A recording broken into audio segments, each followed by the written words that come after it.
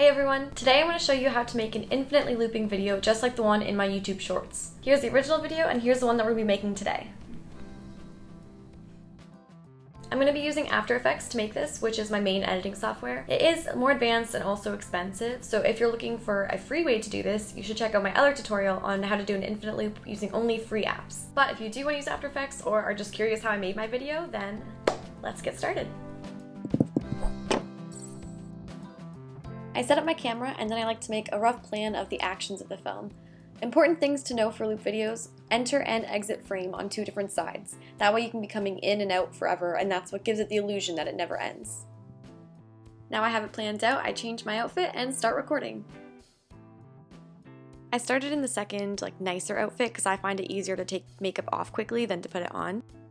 It's important not to move the camera at all between the two takes, so I usually just keep it running while I change outfits and save it as one continuous recording and then just pull it into two separate videos after.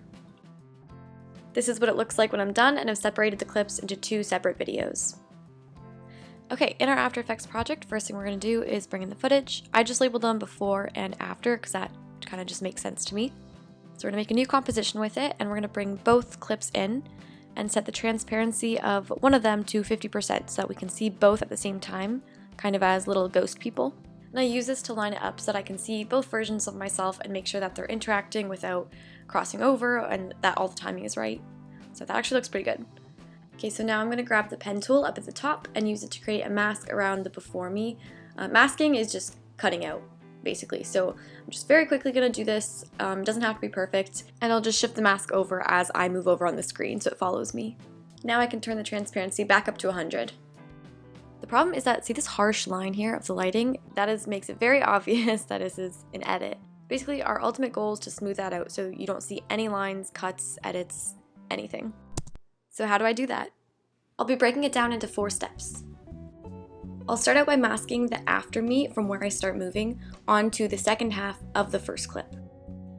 Next, I'll change the framing and add some fake camera movement so that I can see what the final framing will look like.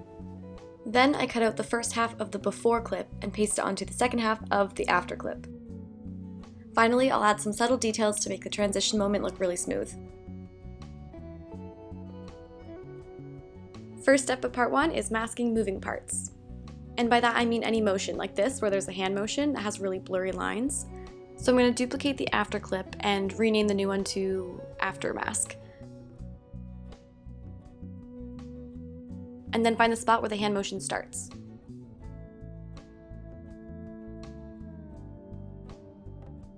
Actually, let's call this after hand mask. Using the pen tool again, I'm going to trace out the outline of my hand. Okay, hit F on my keyboard to open up the feathering. I'm going to feather it about 5 pixels. Then I'm going to hit M on my keyboard to go back to the mask path, and I can click on this little stopwatch here to set a keyframe. Now I can go through each frame of this motion, adjusting the mask to follow my hand. Alright, watching it back, it looks pretty good. So now I'm going to do the same thing for this other movement here, which is the motion at the end when I lift up my arms. Duplicate, rename. Actually, I'm going to call the first one hand wave mask and the next one arms up, just to differentiate. Then again, find the spot where the motion starts.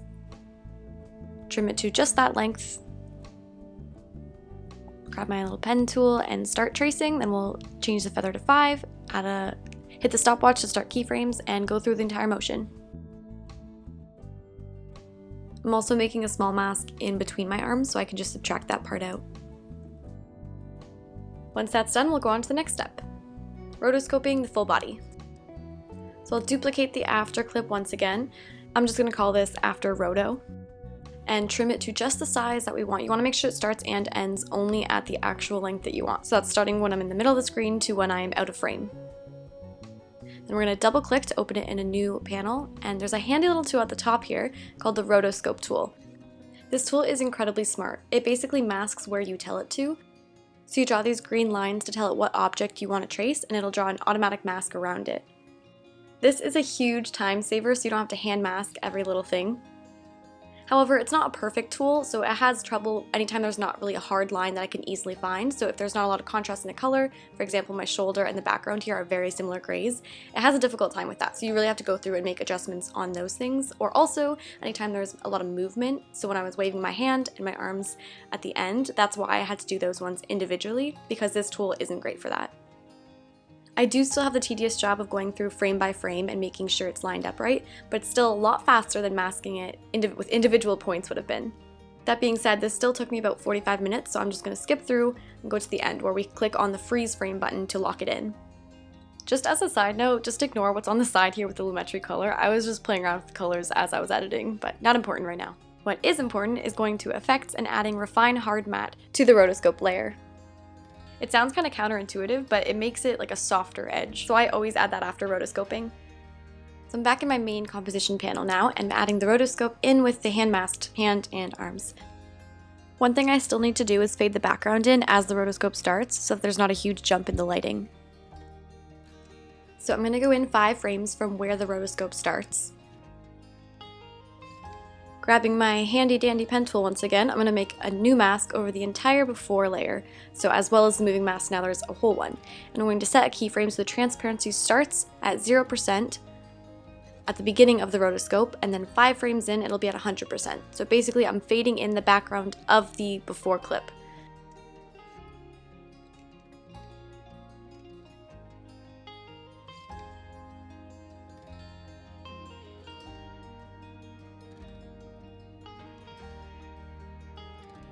Mask hair is exactly what it sounds like. Again, the rotoscope tool is not good for soft edges, which hair is exactly that. So same process as before, duplicate the original clip, use the pen tool to draw a mask around. This time I'm feathering it by 10 pixels, but the rest of the process is exactly the same. I'm going to make a new composition that's slightly smaller than the other one. So the original is 2160 by 3840. So keeping the 16:9 aspect ratio, I'll just drag it down to about 1900 by 3378. And I'll just rename it to camera movement. I did not organize this, so I'm quickly going to make a comp bin and put all the compositions in there and the footage into a footage bin, and we'll call the first composition master. So I'm going to place the master composition into the one we just made. You can see it sits a little bit big, which is what we want, so we have room to move it around. And I'm just going to trim down this composition so that it matches the length of our master, of our first one. Okay, so this part's really fun. Basically, using the scale and position keyframes, you can change it so it zooms in, zooms out, moves over. I usually use the position to try and keep myself centered anytime I change scale. Once I'm happy with the new positioning, I'll highlight all the keyframes, right-click, keyframe assist, easy ease. This changes the acceleration going into and out of each keyframe, so it'll it'll slow down going in and it'll slowly speed up going to the next one. Okay, I'm going to option click on the little stopwatch on position to open up the expressions. Here I'm going to type wiggle and then in the brackets 3, 6. This is what adds the slightly random wiggling motion that makes it look like somebody was holding the camera. The first number is the frequency, so for me it's 3 times a second, and the second number is the amount of motion, so it'll move a total of 6 frames 3 times a second. And I just used a bit of trial and error to figure out which numbers look the most realistic for this video. Now I'm just going to find the moment where you very first see the before me entering. I'd say right about there. Alright, going back to our master comp, it's time to mask the full body before. I originally tried to use the roto tool, but the gray of my sweater was just really not working with the gray of the wall behind me, so I decided to hand mask it since it's not that many frames anyways. So I've duplicated the before layer and just called it before roto, even though it's masking, whatever, it doesn't matter. Now again, it's the same process I was doing before. Use the pen tool to trace all the way around, set a keyframe, move on to the next one, etc, etc. I only need to go up to the section where the rotoscope of the after clip starts, because that's where the background of this one fades in.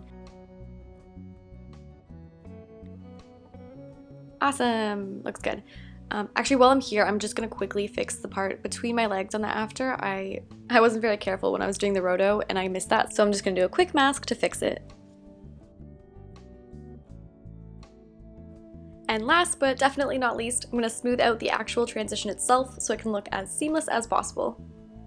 I want the actual video to start right as I'm about to swing my arms down, so right here is good. I'm on my before clip, and I'm just going to cut it in half.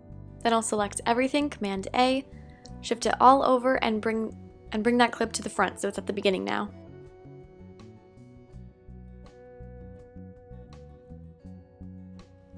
I'm going to try and line up the hand swing down so that it lines up between the before and after clips, so that when I play it back it looks like my arms are doing one continuous motion. Okay, that works super well. So to help blend these two videos, I'm going to keep the sweater from the before in the video until my arms come down, so it's like my arms are wiping over the outfit and changing it. To do this, if you haven't guessed, we're going to use a mask. So I'm going to drag the before clip out a little bit, cut it with Shift-Command-D again. I'll just call it before sweater. I'm going to drag that down to the bottom so it's underneath of the after layer. I'm going to do the mask on the after layer. So first I'm just going to change the opacity to 50% so I can see where the sweater is. Grab my handy dandy pen tool, and there's actually only 2 frames to this that I'm going to be adding the sweater in. So I'm going to start with the last one because it has less points. I'm going to use at 50% transparency to see where my arms are that are coming down and do that first, and then I'll drag the transparency down to 0 so I can see the entire sweater and do the rest of that mask.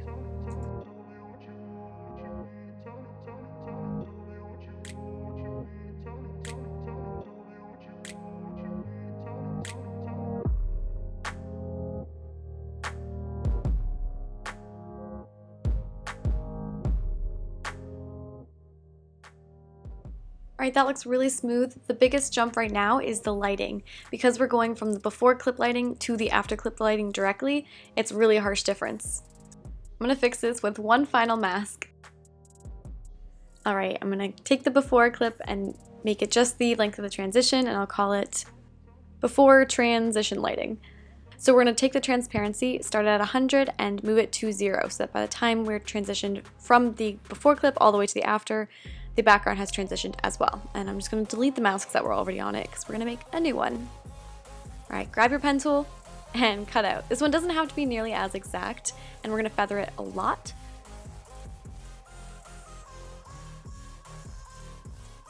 I'll just make it close-ish to the body, and that should be good enough.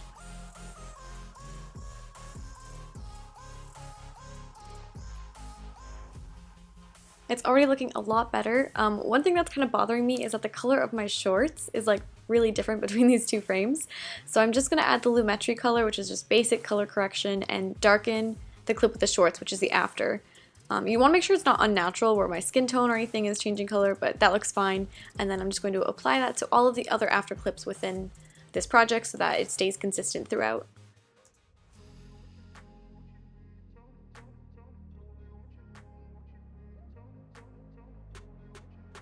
Now I'll go back to the camera movement, and you can make any final adjustments you want to, and you're going to export from here so that it exports with all the shakiness in it. And there we go! That's how I made this loop. Wow. Now it goes on forever and ever and ever and ever. Thank you so much for watching. I hope you enjoyed the tutorial and found it helpful. Please leave any feedback, comments, suggestions, questions, conundrums down in the comments. Also let me know if there's any other of my VFX videos that you want to see a tutorial on, and I will see you next time. Bye!